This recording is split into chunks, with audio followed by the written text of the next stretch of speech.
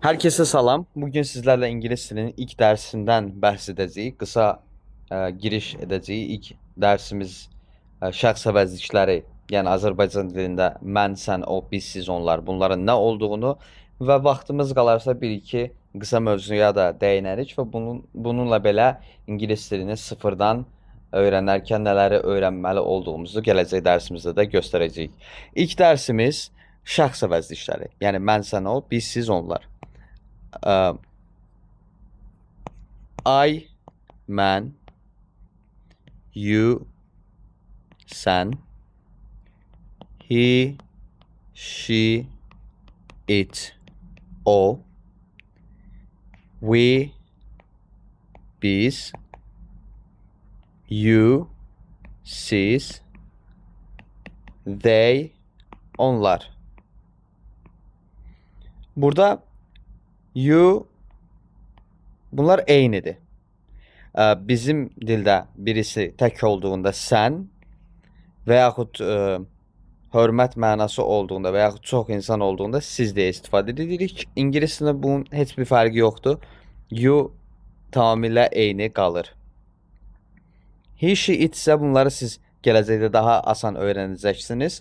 He, o kişi üçün, she, o qadın üçün, it isə o cansız olan varlıqlar üçün istifadə edirik və yaxud heyvanlar üçün də istifadə olunur. İndi isə gəlin sizlərlə to be-yi öyrənək. To be olmaq deməkdir. Olmaq. Bəs bizim dildə bu necə istifadə olunur? Məsələn, mən həkiməm. Həkiməm. Sən həkimsən. O həkimdir. Biz həkimik.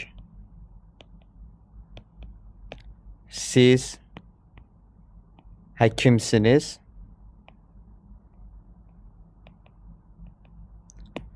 Onlar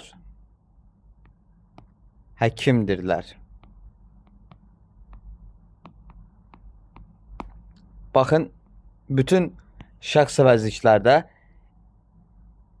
ismin sonu ona aid olan fərq eləməz, isim olsun, sifət olsun, hər birinin sonu dəyişir. Çünki məsələn mən həkimsən desək, bu artıq yanlış olar. Baxın, mən həkimsən desək, bu artıq yanlış olar. Ona görə nə deyirik? Mən həkiməm. Sən həkimsən. O həkimdir. Biz həkimik. Siz həkimsiniz. Onlar həkimdirlər. Bəs bu sonluq ingilis dilində necə olur? İngilis dilində Azərbaycanda daha asandır. Çünki baxın, Azərbaycanda 6 şəxs əvəzliyinə görə hər birinin sonu fərqli olur. Amma ingilis dilində bu 3 dənədir. Am, bağışlayın. Am, is, are. Biz sadəcə əmizarı işlədərək 3 dənə bu mənaları bildirə bilirik. Yəni bunlar bəs necə olur? I əmlə, he, she, it, izlə, we, you, they. Bunlar isə arla işlənir. Və ya başqa bir məna olaraq desək, is təklərlə, ar cəmlərlə işlənir. Əlbəttə ki, you, sən tək deyə bilərsiniz, amma bunu istisna olaraq tuturuq. İndi isə misallara baxaq sizlərlə. I am a doctor. Doktor yəni həkim. Am, həkiməm. You are a doctor. Sən bir həkimsən. Baxın, bizdə şəkilçi olduğu üçün sona gəlir kəlmənin, ismin və yaxud sifətin sonuna yəlik şəkilçisi, sahiblik şəkilçisi. Amma ingilis dilində belə bir şəkilçi növü yoxdur. Ona görə kəlmədən öncə gəlir. Məsələn, he is tired. O yorğundur. Tired yorğun deməkdir və sifətdir. Baxın, həm sifət, həm isim işlədə bildim. Buradakı isə isimdir. Məsələn, they are angry. Onlar əsəbidirlər. Angry isə sifətdir yenə. Gördüyünüz kimi. Ə, yəni bunu necə daha praktiki olaraq daha sürətli öyrənə bilərsiniz? İstədiyiniz bir kəlməni seçin, istər sifət olsun, istər isim olsun. Məsələn, tired, yorğun. I am tired, mən yorğunam. You are tired, sən yorğunsan. He is tired veya she is tired, o oğlan, o kişi yorğundur, o qadın yorğundur.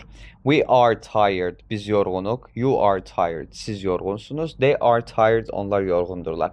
Belə dəyişdirərək kəlməni həm kəlmə öyrənə bilirsiniz, həm cümlə quruluşlarına artıq daha sürətli bir şəkildə alışırsınız. Başqa bir misal olaraq, məsələn, hungry, ac. I am hungry, mən acam. He's hungry, he's hungry, o acdır. They are hungry, onlar acdırlar. We are hungry, biz acıq və yaxud. Dərsimiz bu qədər. Bundan sonraki mövzularda qısa dəyinəcəyik. Bunlar sıfırdan ingilis dilində dərslər üçün ən önəmli mövzulardır və başa sala bildiyimiz qədər sadə bir şəkildə izah edəcəyik. Siz də suallarınızı kommentariya qismindən soruşa bilərsiniz.